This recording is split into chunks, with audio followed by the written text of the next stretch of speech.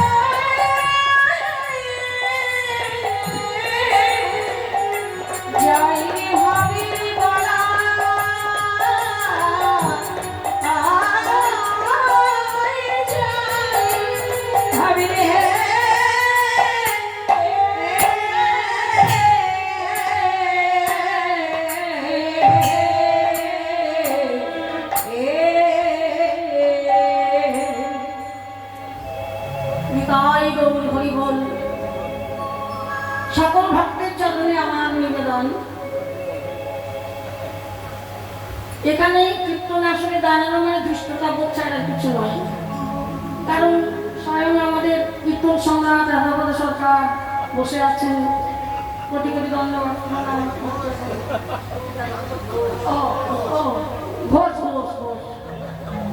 মনে থাকে না তো, বয়স তো শুধু আমারই হয়েছে আর কারো হাত হচ্ছে না।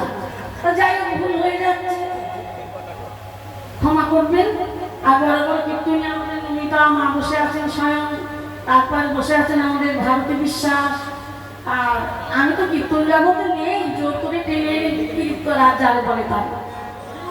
যাই হোক, এসে দাঁড়িয়েছি, শরীরের ভাবও ভালো নয়, দেখেই বুঝতে পারছেন।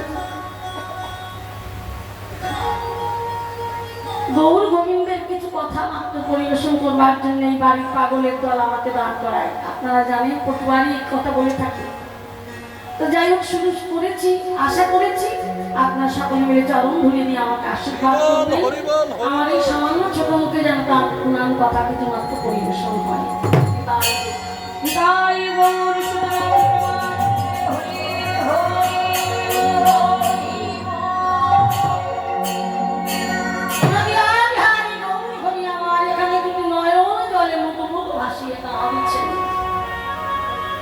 হ্যালো, তার আমার কিসের অভাব হয়েছে? যিনি অনন্তকারী ব্রহ্মাণ্ডের সত্তা, সেই গৌরাজ নিজেই কাঁদছেন। কাঁদবার কারণ কি আপনারা সকলেই জানেন। কাঁদবার কারণ দুটি কারণ, একটি ভাব হচ্ছে গৌণ আর একটি মোক্ষ। রাধারানীর প্রেমের সূত্রে আর অপর কারণ জীবে উদ্ধার করা। তাই গৌর আমার কাঁদছেন, ইহার দয়াল গৌরকে দর্শন করে একদিন না বই আর থাকতে পারলো না। আর সে বলেই ফেললো কি, আরে মদ, আরে মদ,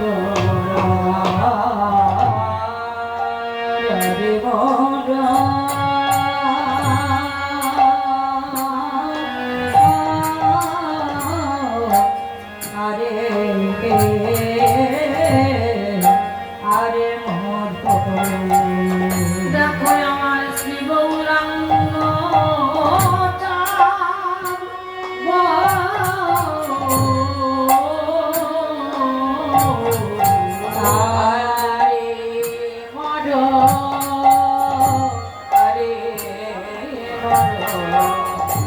আমার শ্রী গৌরাঙ্গ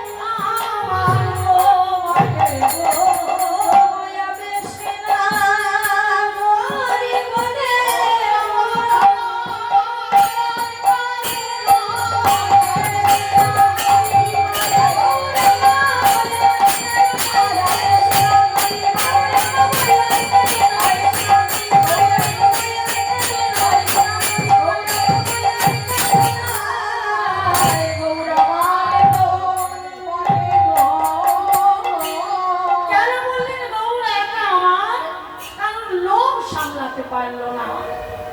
কিসের লোক? না প্রতিযোগী ভগবান এসেছেন, কিন্তু প্রতিযোগী তিনি অবতীর্ণ হয়েছেন বটে, কিন্তু কোন ভগবান কোন যুগে এমন করে জীবের তরে কাঁদেনি। কলিযুগে যে ভগবান অবতীর্ণ হয়ে কলি জীবের জন্য কেঁদেছেন, তাই যে ভগবান জীবের তরে কাঁদে, তাই নাগরী লোভে বলি ফেললো গৌর একা আমার। পরে করে বিচার করে বলছে না, গৌর তুমি একা বলি কি করে? কারণ এত বড় সম্পদ ধরে রাখতে হলে স্থানের প্রয়োজন হয়। নিজের স্থানের পানে চেয়ে দেখলেন, হায় হায় আমার এই ক্ষুদ্র স্থানে এত বড় সম্পদ রাখবো কি করে? তাই পরে করে বিচার করে বললেন না, আরে মোর গৌরাঙ্গ চাঁদ। বিচার করে বললেন অখিল জীবের মনল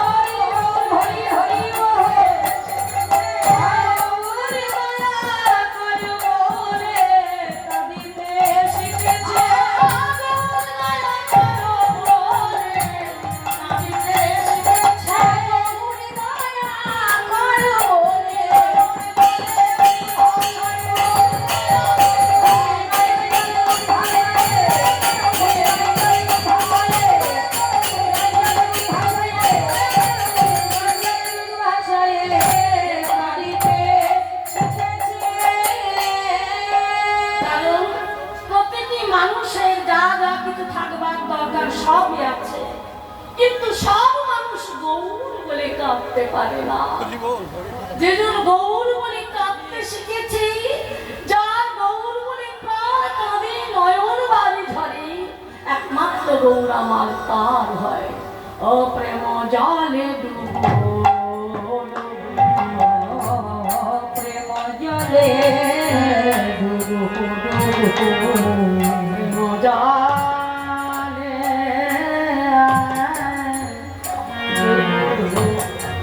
ডুবো, প্রেম জলে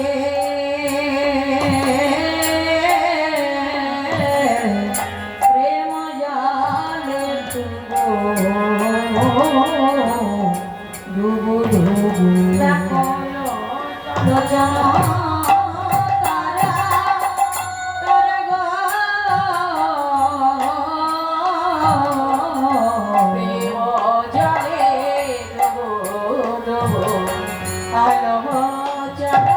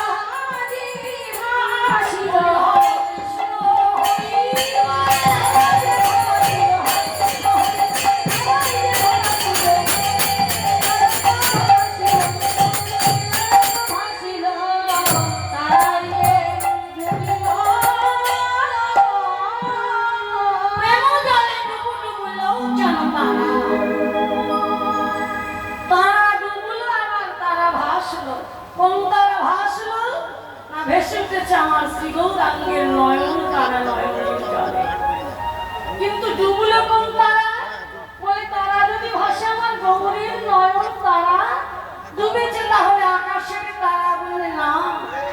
আকাশের তারা তো দয়াকার আর দয়াকার তারা, কিন্তু প্রেম সিন্ধুনির যে তারা ডুবেছে, সেই দয়াকারের মাথায় আবার একটা চন্দ্রবিন্দু আছে। সেই কোন তারা ডুবেছে গো?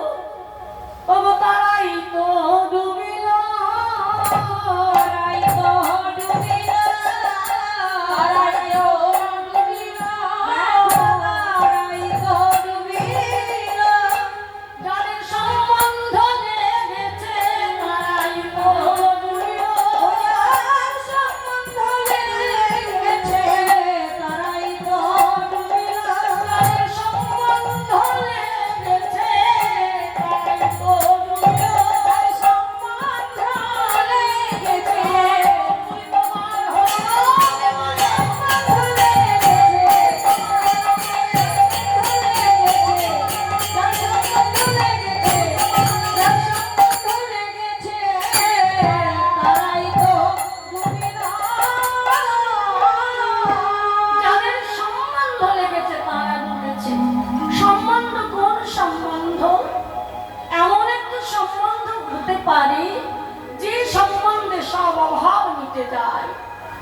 সম্বন্ধ তো অনেক রকমের আছে, তবে সম্বন্ধ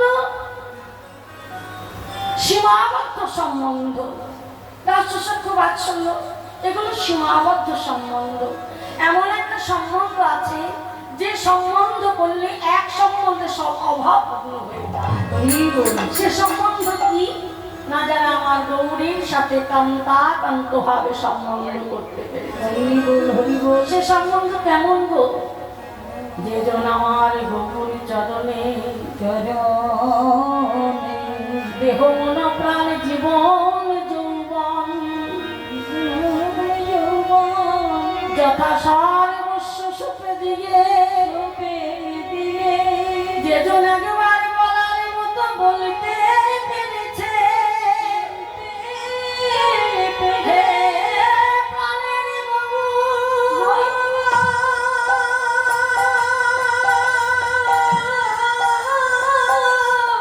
আজ হতে তুমি আমার প্রতি,